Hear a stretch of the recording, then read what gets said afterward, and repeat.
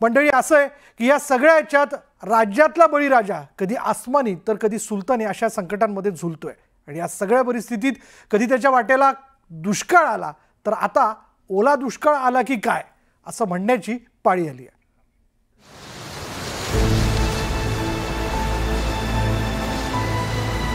काहीच कळालं नाही कुठं पळायचं, काय करायचं, काहीच. तोडा माझा गेलं. सगळं गेलं माझं, काहीच राहिलं नाही. माझी 4 जनावर गेली, जाग्यावर मरून पडली. आम्हाला कपडे सगळे राहिले नाहीत घालायला अंगाला, काहीच राहिलं नाही. धाराशिवच्या बातमीने सुरुवात करूया. धाराशिवच्या परंडा तालुक्यात पावसानं थैमान घातलंय. परंडामधील अनेक गावांमध्ये लोक पुराच्या पाण्यात अडकलेत. पूरग्रस्तांचा हेलिकॉप्टरच्या साह्यानं रेस्क्यू करण्यात येत आहे. वडनेर, देवगाव, ढगपिंपरी आणि साकत गावातील लोकांना सुरक्षित स्थळी हलवण्यात येत आहे. आतापर्यंत प्रशासनाने लाखो गावांमधील 7 जणांना आणि लाखी गावातील 7 जणांना आणि देवगाव नरसाळेतून 28 जणांना सुखरूप बाहेर काढलंय. पाणी जास्त असल्यानं मदत कार्यात अडचणी येत आहेत आणि त्याचीच ही दृश्य आपण बघतोय. जिथं जिथं वेगवेगळ्या वाड्या वस्त्यांमध्ये पाणी शिरलेलं आहे, जिथे लोक अक्षरशः घराच्या छतावरती जाऊन बसली, तिथल्या लोकांना या पुराच्या वेढ्यातनं बाहेर काढण्यासाठी हेलिकॉप्टरच्या साह्यानं लिफ्ट केलं जात आहे आणि सुरक्षित स्थळी त्यांना सोडलं जातं.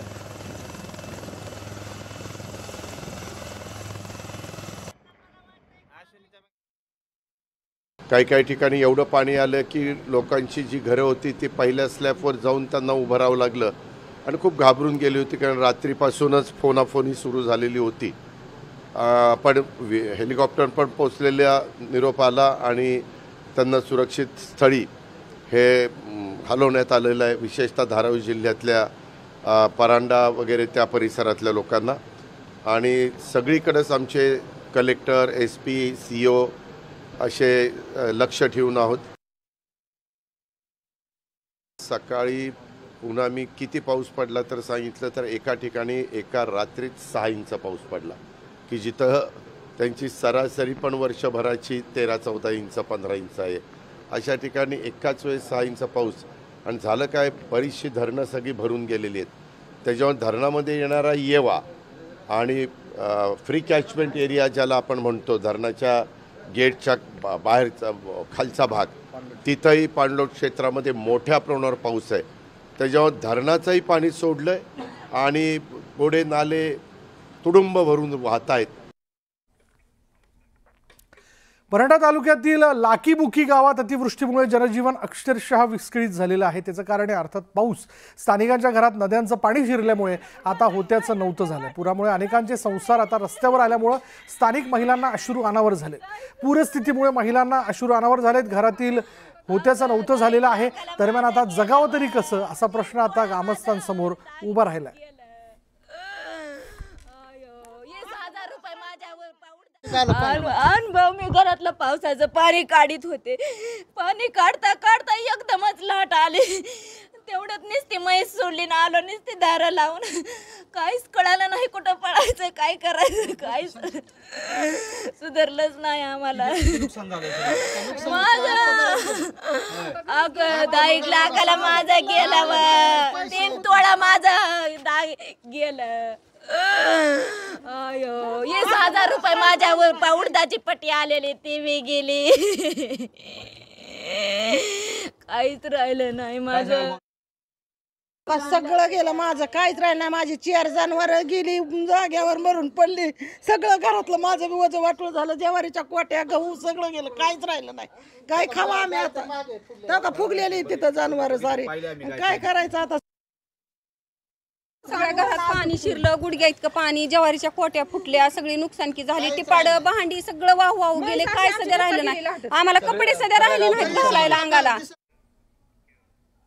तर छत्रपती संभाजीनगरमधील सोयगाव तालुक्यात रात्रीपासून मुसळधार पाऊस पडतोय. सोयगावपासून जवळच असलेल्या रुद्रेश्वर लेणी परिसरात पावसाचा जोर जास्तच असल्यानं रुद्रेश्वर लेणीच्या धबधब्यावरील पाण्याचा प्रभाव वाढलाय. त्यामुळे लेणीजवळील दरड कोसळली. त्यामुळे लेणीला देखील धोका निर्माण झालाय.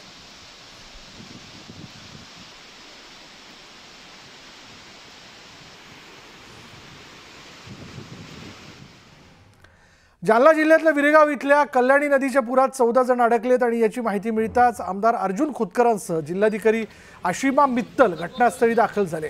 पहाटेच्या सुमारास विरेगाव शिवारात मुसळधार पाऊस झाला आणि त्यामुळे कल्याणी नदीला पूर आला आणि या पुराच्या विळख्यात गावातील सातपुते कुटुंब आणि काही मुस्लिम समाजाची लोक अशी 14 जण अडकलेली आहेत। घटनास्थळी अग्निशमन दलासह पोलीस प्रशासन दाखल झाला असून मदत कार्य वेगाने सुरू आहे। दरम्यान यावेळी अर्जुन खोतकर यांनी घटनास्थळी जात परिस्थितीचा आढावा घेतला।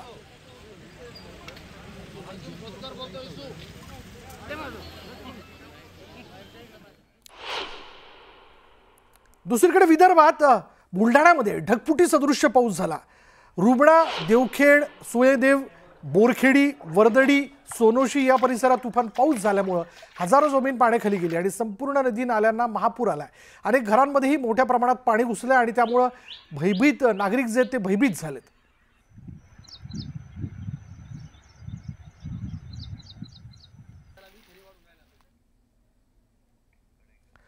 तर लातूरच्या औसा निलंगा तालुक्यासह अनेक ठिकाणी पावसाने हजेरी लावली आहे। शेतकऱ्यांच्या शेतांमध्ये अद्यापही मोठ्या प्रमाणात पाणी साचलंय। नदी नाल्यांना पूर आलाय। जिल्ह्यातील शेतकऱ्यांसाठी परिस्थिती बिकट झाली आहे। पाचोरा शहरातील कृष्णापुरी परिसरातील अनेक महिलांनी आपल्या घरांमधील आवश्यक गृह उपयोगी वस्तू घेऊन घराबाहेर पडण्याचा निर्णय घेतलाय।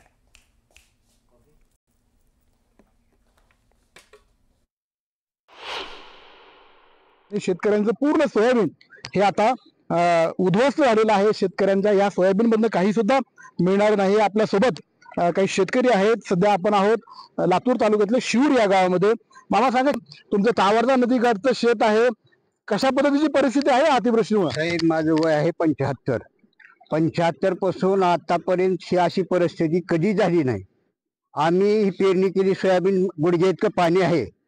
बायकोच्या अंगावर सोनं नाणं कुडोक मुडोक करून बी भरण खत केला आणि ही परिस्थिती झाली आहे। हे सरकारने आम्हाला कर्जमाफी विमा देतो म्हणतच चाललेले आहेत। कधी देणार, कवा देणार, का आम्ही मेलेवर देणार? हे आमच्या बायका पोराच्या घरी भांडण आहेत। माझं कुडोक इकलो, माझं नट इकलो, ही इकलो। ही सरकारला कळायला पाहिजे, शेतकऱ्याची व्यथा कळायला पाहिजे। तरी शेतकऱ्यांनी कर्जमाफी आणि आम्हाला विमा काय द्यायचे ती लवकरात लवकर देण्याची कृपा करावी। त्याच्यामध्ये पार पाण्याने सोयाबीन सगळी गेलेली आहे। कमी कमी शासन अनुदान दिले नाही आम्हाला, विमा देतो म्हणून विमा दिले नाही आणि काहीच प्रकारचं काही केलेलं नाही आम्हाला। शासनाने जास्तीत जास्त आपल्याला मदत करावी। आमची काय हो का, सुरुवातीला पेरणी केली आम्ही, पहिली गेली पाण्यात, पुन्हा दुबारा पेरणी केली, दुबारा बी अशी अवस्था आहे शेतकऱ्याची। सगळ्या अडचणी, ओला दुष्काळ जाहीर करावं शासनानं आणि शेतकऱ्याला मदत करावी। खरं तर कायमच लातूर जिल्हा हा कधी कोरडा दुष्काळ, कधी गारपीट आणि आता ओला दुष्काळ, याच्यामुळे लातूर जिल्ह्यातला शेतकरी हा पूर्णतः हैराण झालेला आहे आणि जिल्ह्यातल्या बहुतांश शेतकऱ्यांचं सोयाबीन पीक हे उद्ध्वस्त झालेलं आहे। याच्याशिवाय मूग, उडीद यासारखी पिकं सुद्धा नष्ट झालेली आहेत आणि अनेक शेतकऱ्यांच्या ऊसामध्ये सुद्धा पाणी आहे। त्याच्यामुळे आता हे पाणी कसं काढावं असा प्रश्न तर शेतकऱ्यांपुढे पडलेलाच आहे। मात्र सरकार आता शेतकऱ्यांच्या पाठीमागे कशा पद्धतीने उभं राहतं हे पाहणं आता महत्वाचं ठरणार आहे। शशिकांत पाटील, न्यूज 18 लोकमत, लातूर। छत्रपती संभाजीनगरमध्ये मुसळधार पावसाने हजेरी लावली। काही ठिकाणी घरांमध्ये पाणी शिरलं तर अनेक गावांचा संपर्क तुटलाय। दरवर्षी पावसाच्या प्रतीक्षेत असणाऱ्या शेतकऱ्यांना आता पाऊस नकोसा झालाय।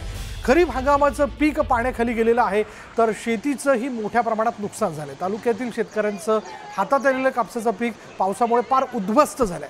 त्यामुळे पुन्हा शेतकऱ्यांची चिंता वाढली आहे। पांढरं सोनं म्हणून ओळखला जाणारा कापूस जो आहे त्या कापसाची बोंडही आता अति पावसामुळे जमिनीवर सडायला लागलीत आणि त्यामुळे पुन्हा एकदा शेतकरी मोठ्या आर्थिक अडचणींमध्ये सापडत चाललाय।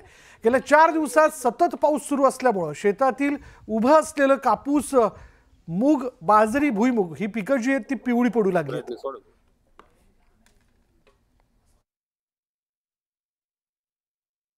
पाऊस भरपूर झाल्यामुळे सारे शेताचे नुकसान झालेले, कापसाचे, तुरीचे, कापसाचे बोंडाळे सर काळे पडले आहे आणि पाऊस सर पाणी शेतात थांबलेलं आहे। भरपूर नुकसान झाले। शासनाने याच्यावर निधी उपलब्ध करून शेतकऱ्यांना पैसे पाठावे। ओला दुष्काळ शासनाने जाहीर करावा आणि पीक कर्ज वगैरे लोकांना देण्यात यावे आणि कर्जमाफी करून द्यावी शासनाने। 7-8 दिवसापासून पावसाने जो थैमान घातलाय त्या थैमानामध्ये शेतकरी पूर्ण हातबल झालाय।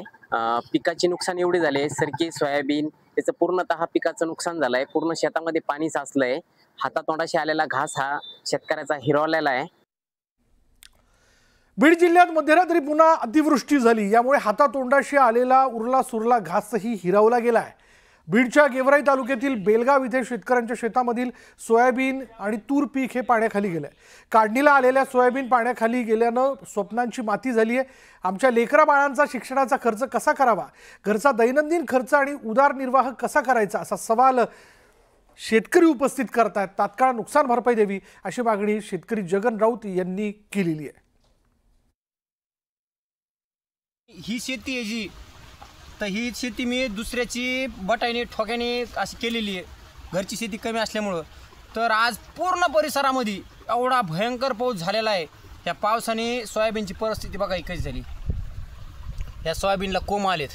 हे बघा ही सोयाबीन पाठीमागं बघा, पूर्ण सोयाबीनमध्ये पूर्ण तुरीमध्ये ह्या 2 एकरमध्ये एवढं पाणी साचलेलं आहे भयंकर. हे पाणी हे बघा एवढं काही राहिलेलं नाही या सोयाबीनमध्ये.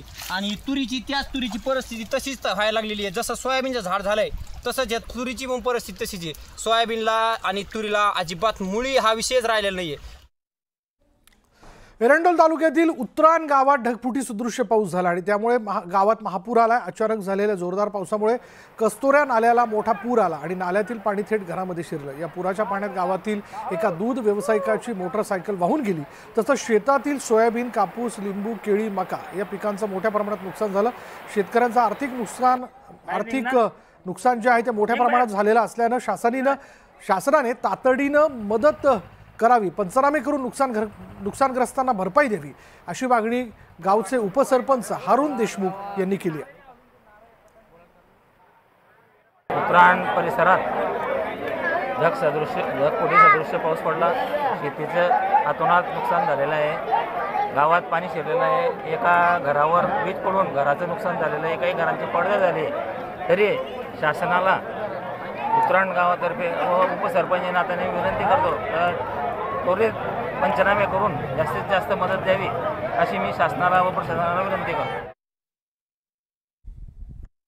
और पानी के अंदर पानी घर में घुस गया, उसका सब अनाज पानी कमरा सब बह गया. यहाँ पर यह बहुत पानी देखिए, लड़कियाँ पानी घर में से निकाल रहे हैं. शासन ने हमारे घरों में जो भी अनाज पानी था, राशन पानी था, सब बह गया है. शासन ने हमारे को मदद करना चाहिए क्योंकि यहाँ गौर गरीब जनता रहती है. यहाँ हाथ मजदूर वाले हैं, कोई ये नहीं है. अब देखिए घर में पानी कितना रह रहा है. सरकारने शेतकऱ्यांना नुकसान भरपाई द्यावी अशी मागणी शेतकरी नेते अजित नवलेंनी केली आहे. सरकारने सुद्धा अधिक अंत न पाहता शेतकऱ्यांसाठी, शेतमजुरांसाठी आणि ग्रामीण जनतेसाठी तातडीनं नुकसान भरपाईचं पॅकेज जाहीर करावं. जे टिगर पीक विम्याचे बदलण्यात आले त्याच्यामुळे नुकसान भरपाईपासून शेतकऱ्यांना वंचित राहावं लागतंय, ते सुद्धा त्यांनी परत बहाल करावे आणि पीक विम्याचं सुद्धा संरक्षण शेतकऱ्यांना कसं मिळेल यासाठी पावलं टाकावी अशा प्रकारची मागणी किसान सभेच्या वतीने आम्ही राज्य आणि केंद्र सरकारकडे करतो आहोत.